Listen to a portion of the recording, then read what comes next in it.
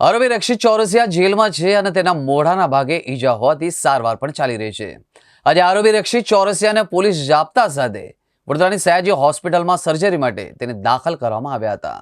જેલમાંથી રક્ષિત ચોરસિયાને પોલીસે જાપ્તા સાથે સયાજી હોસ્પિટલ લાવવામાં આવ્યા હતા। આ માટે રાવપુરા પોલીસના જવાનો પણ બંદોબસ્તમાં જોડાયા હતા। બેફામ કાર ચલાવી 8 લોકોને ઉડાડનાર રક્ષિત ચોરસિયાના લોકોએ અકસ્માત બાદ મેથી પાક પણ આપ્યો હતો અને તેને મોઢાના ભાગે ઈજાઓ પહોંચતા તેની સારવાર સયાજી હોસ્પિટલમાં ચાલી રહી છે। મોઢાના ભાગે સર્જરી કરવાની હોવાથી સયાજી હોસ્પિટલના ન્યૂ સર્જિકલ વિભાગના તેને દાખલ કરવામાં આવ્યો હતો।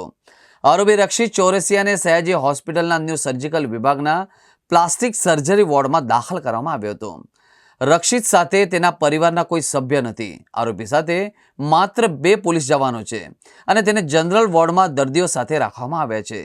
બાદમાં તેને સર્જરી વિભાગના ઓટીમાં લઈ જવામાં આવશે અને મોઢાના ભાગે તેની સર્જરી કરવામાં આવશે।